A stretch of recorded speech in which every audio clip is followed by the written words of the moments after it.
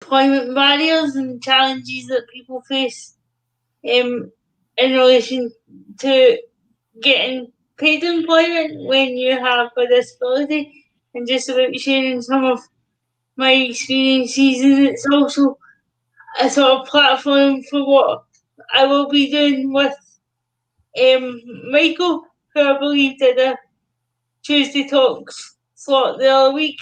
Michael and I will be doing a presentation for the We Are One Festival around this topic, so it's just about letting people know the types of things we're going to be discussing. Okay, thanks, Danielle. So I'm going to go away just now, and I will hopefully be able to share a screen later, and I will come back in just nearly at 1:30 in half an hour. Okay. Yeah. All right. Thank you. Bye. So as I said, today's Being Danielle is just going to be about employment and some of the barriers people face in relation to that. Again, I would just like to take the opportunity to thank everyone for watching today, and I hope you get something out of today's Tuesday Talks. So I thought I would start with just sharing a bit about my experience of employment before we start looking at maybe some official statistics that relate to this. So the reason for wearing this t-shirt today, I don't know if you can see it very clearly. You can't see the writing, but it just says your options understood, and it's got use your logo on it of the avatar that I spoke about previously. So for me, this is important to mention because this is my current employment role as the managing director of Your Options Understood.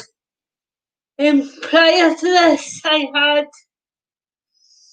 2 positions of employment. One with Cargom, who are a charity in the third sector who support people with learning difficulties and mental health issues predominantly. I was a development worker for them for under an internship scheme. And then prior to that, in between my academic career, in between my undergraduate and my PhD, I was a research assistant for UWS, which was a position that was sponsored by, funded by Glasgow Centre of Inclusive Living. These positions were good for me because it let me put some of my academic learning into practice in the workplace. But it was also good for the employers because it let them know that it wasn't just a case of employing a disabled person. There was a bigger picture to it in terms of the things that they had to consider as my employer. So things like equipment that I needed to be in the workplace, and it was a bit of a challenge, especially when I went to Cargom, because I had the support worker with me every day. So it was kind of like how I managed the support of a support worker, because they were doing their job, which was to support me, but part of that was to support me to do my job, if that makes any sense. So there was a bit of a juggling act to begin with in terms of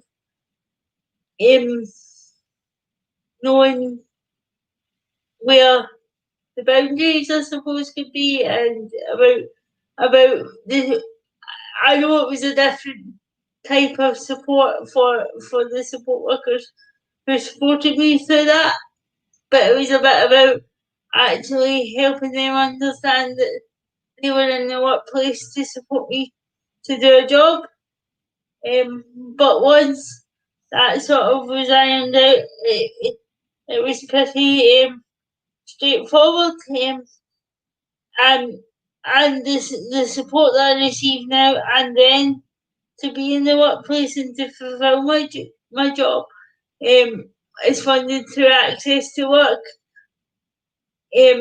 which is part of the Department of Work and Pensions, and basically that scheme is there to give people access to work, I guess, basically what it says on the tin.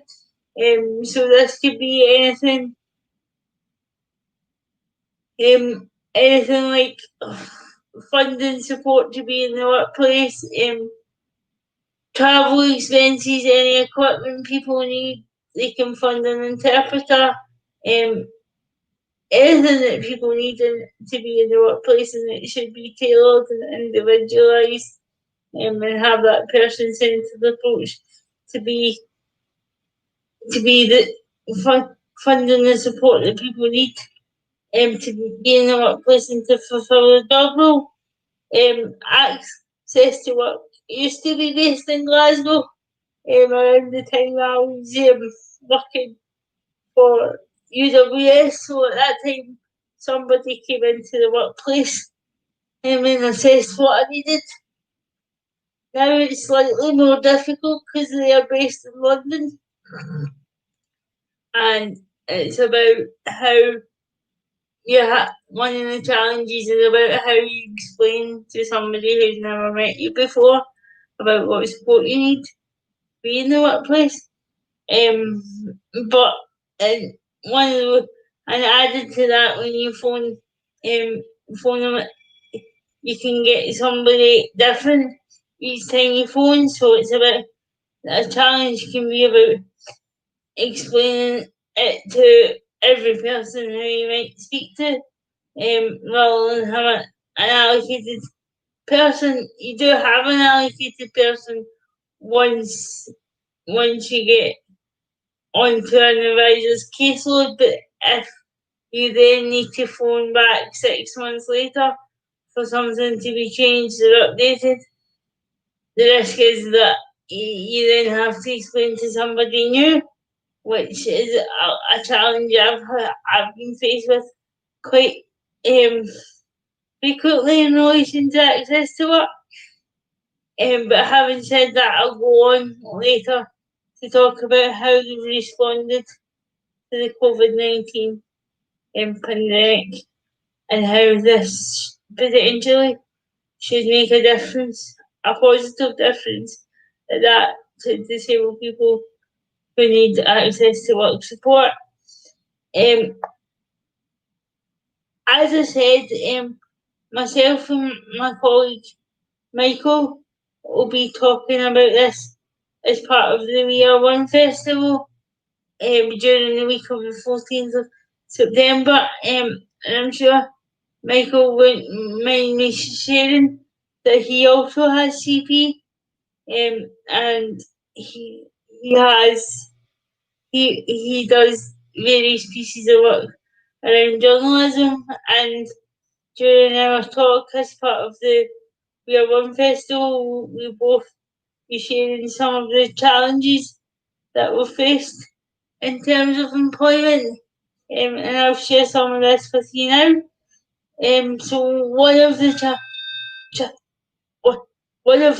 challenges that I faced when I did a workshop at Kilmarnock College with another colleague who is actually a parent of a disabled person, was that we were paid in vouchers rather than money.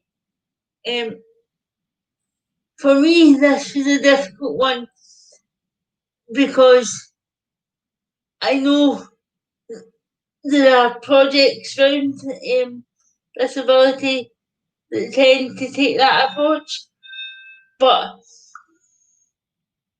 And I know that it's they take that approach because they think it will affect people's benefits if they pay them in sort of money. But I was actually having this conversation with one of my support workers in preparation for this today, and she couldn't believe that actually happened. And she said, surely that if you're running a business, that would be a clear indication that you actually want to make money. And I am not in this for the financial gain. I enjoy what I do, and I enjoy helping people. And if I make a difference to a person, that's what means more to me than any financial gain. But at the same time, I am running a business. I can work, and ideally, I would love to get to the point where I wouldn't need to rely on benefits, and that would be my ideal. But when it's assumed that you're okay with being paid in vouchers, then this can be quite difficult. As I mentioned, I do know there's a project locally in Ayrshire, that and the project is run primarily with by disabled people for disabled people, and so there's people working in the kitchen, there's people running different groups and things like that. And I visited this project, and it was explained to me that for the purposes I've just mentioned, as in it would affect people's benefits, what the organisation do is the money that they would pay people monthly. They sort of bank for them, and at the end of maybe 3 to 6 months, they take them and they buy them something they need, whether this be a laptop, washing machine, or something like that. But again, why should people with a disability not be paid just like non-disabled people? And then they could choose to spend the money how they see fit, rather than when somebody takes them and buys them something specific. I mean, there's nothing to say that disabled people who maybe rely on that money for like shopping or bills, like anybody who's non-disabled. And I think I had a conversation earlier in the year with a MSP from the Scottish Parliament, and he completely understood my take on this for due to his own personal experiences, and he said you need to move from being a trailblazer to being somebody who's actually paid for the work that they do. And I think that has kind of stuck with me as I move forward. And for some of the reasons I mentioned in last month's broadcast, when assumptions were made that I would no longer be working due to COVID-19, this sort of is relevant here because yes, my business has faced the same struggles as everybody else has who runs a business through the pandemic. But why should it have been assumed by people that I would no longer be working due to the fact that I have a disability and was shielded? And so I guess it all relates. Um, and another issue that myself and Michael will be talking about in relation to employment is the fact that even when you're in education with a view to move into employment, a lot of the courses that are available through college for specifically for people with disabilities there's not really any goal at the end of it. So where like a mainstream course you would be gaining a qualification. The risk with these types of access courses is that you could be doing the same course for 5 years.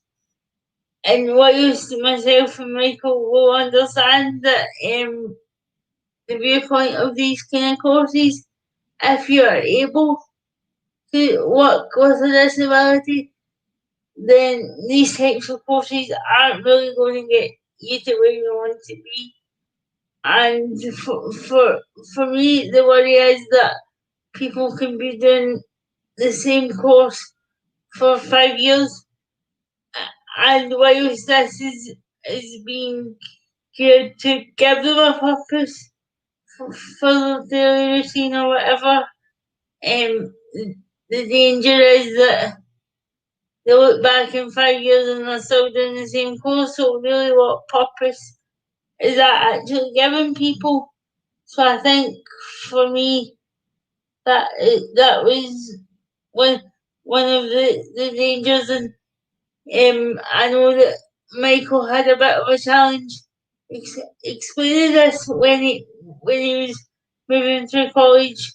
I haven't really had any personal experience of that, but I know it was a concern, and I do have friends that have been in a similar boat going through these types of courses. So I guess through being Danielle, what I'm trying to say is, although I'll share my experiences with you, I'll also share some of the experiences of other people that I'm aware of. And I think that's just one that a lot of people do go through in terms of education.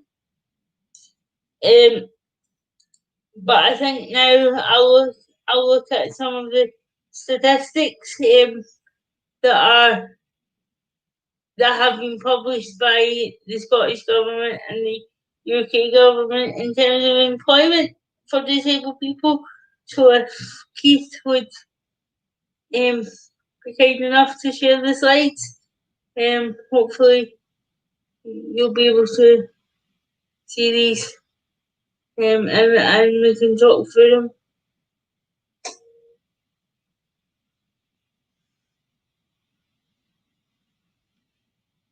I'm not sure if they're coming up. Keith, are you able to share these slides?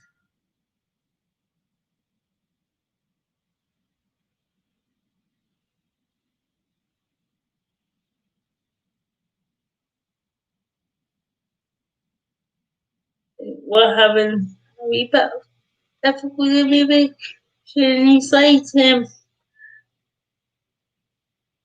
While Keith is trying to work on bringing them up, what I will say is some of the statistics that I'll share with you is about a specific way to do with Be a Freer Scotland for Disabled People, which was an initiative the Scottish Government spoke about and brought into force in 2016 to try and bridge the gap between employment for disabled people and undisabled people in Scotland. But it's also been a issue in other areas of the UK. I'm not sure that Keith is being able to bring his slides up. So until we're able to do that, or so that there's not any gap in the discussion, I will just talk about some of the statistics. So in 2016, it was the Scottish Government's goal. Well, here are the slides now, and I hope you're able to see them. So it was the Scottish Government's goal to half, at least half, the gap between employment for disabled people and non-disabled people. The rate for disabled people in Scotland in terms of employment when these figures were brought out was 42.8 compared to 80.2% of people, which is quite a significant gap because the number of non-disabled people in employment is double, almost double the number of disabled people in employment. And the Scottish Government hope to reduce this by at least 18.7 percentage points. So, in the next slide on the presentation,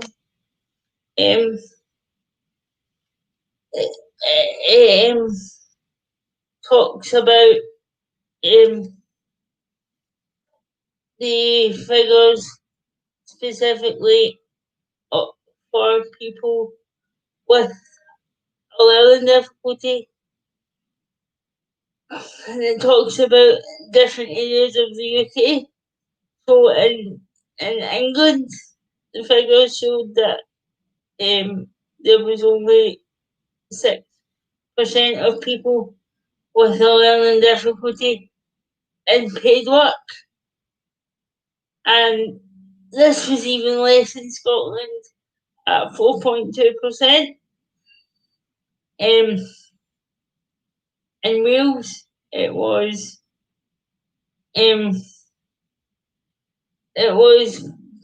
quite a small percentage as well, with 47.3% of disabled people in Wales being in employment compared to 80.6% of non-disabled people.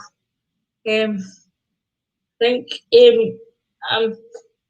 so in Northern Ireland it was 34.9% of, sorry, I said disabled people there, this is specifically to do with people with learning difficulties. So it was 34.9% in Northern Ireland, compared to more than double that again in percentages. So I think all these statistics kind of show that there's such a big gap. And although the Scottish Government came up with the Fairer Scotland for Disabled People initiative, and since implementing it, the gap is slowly becoming smaller.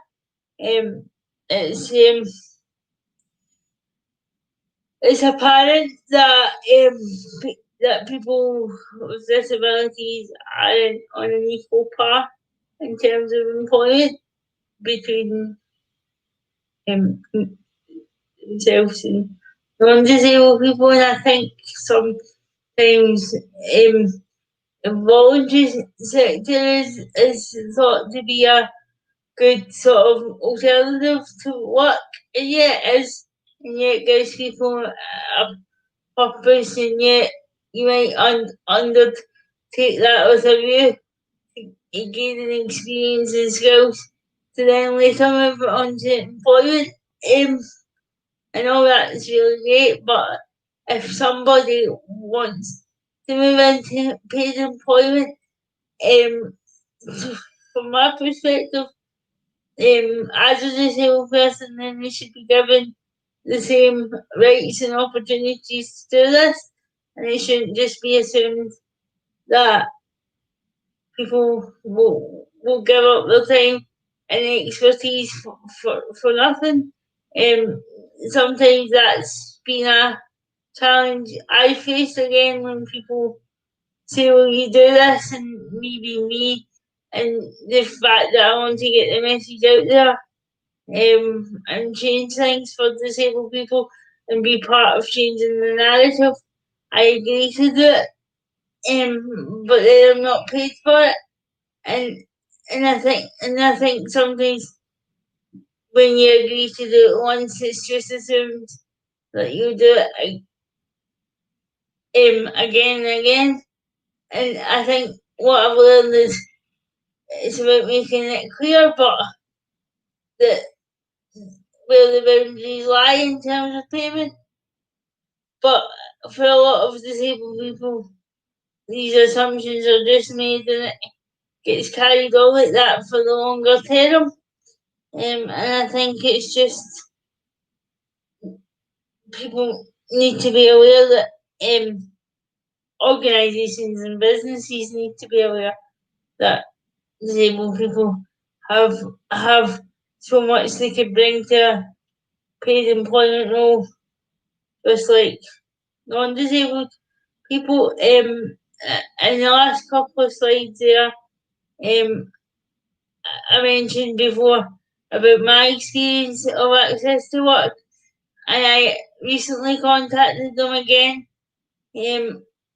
just in the last couple of weeks, because as we've moved through COVID, I am now developing my business and new options understood. So I was getting to the point where there was not enough hours in the day, so I approached access to work to ask for more hours, and compared to previous experience, this was actually quite simple and done within a couple of days. And obviously without the support of access to work, I wouldn't be able to develop my business the way I am. But soon after that phone call, I realised it came about in social media and was published that access to work have actually changed their approach in relation to responding to the COVID-19 pandemic. So now they are very aware that people might need to work from home that have a disability, so they should be able to do that without any issue, and support should be provided. If they do need to travel, they should get support to do that, whether it be funding to pay for taxis and things. Um, they should the application should be fast tracked. Normally it would take about 6 weeks, but as I say, the last phone call I had with them only took a couple of days and was done without any issue. And access to work are also acknowledging that as a result of the COVID-19 pandemic, and as people come out of shielding and be returning to work, there might be some anxieties there that they need support with, so they can also apply for mental health support for up to 9 months. And I think this will be a big change in relation to access to work, because as people move out of shielding, when they've been shielding for 3, 4, maybe even 5 months or longer, it's really important that access to work acknowledge this, but also acknowledge that disabled people have a right to move back into work as we come out of shielding. And I just included that last quote from the health the Minister for Disabled People Health and Work, because I thought it was quite important to include it. So he said that in these challenging times, it's extremely right that we continue to support disabled people to pursue employment without barriers. And for me, as a disabled person, this is so important because at the start of lockdown, I didn't know what would be happening with my business. When in fact now I've had to employ employ a support worker for more hours and apply to access to work for these hours. So for me, the fact that access to work have changed their approach in response to COVID-19 is so important as we move forward through the pandemic, because we don't know how long things like working from home and things will need to last. So to have that same acknowledgement as non-disabled people as job roles being important is a big step forward. And I think other businesses and organisations could learn from this positive approach. I hope you guys watching have gained something from today's talk. If you have any questions, I'd be willing to answer them. But again, thanks for joining me, and I look forward to speaking to you again next month. Thanks, Danielle. That's really interesting again. And you're back. You will be back next month. Yep. At the start of October. On the 6th of October, yeah. October, yeah. And as you're saying, you'll also be talking more about this topic in the We Are One Citizen Fest. Yeah, do you know what day that is on the Citizen Fest? Or it will be broadcast, I believe, on the Monday and Tuesday night around 6:30. Okay, good. Okay, and if anybody wants to see a bigger program for the Citizen Fest, then please just get in touch and we can direct you to the web link, because that's going online now. Yeah. Okay, thanks, Danielle. That's we will be back again. You'll be back again. Our Tuesday talks will be back again, and people can hear, as we say, also on the We Are One Citizen Fest happening from the 14th to the 19th of September. Yep.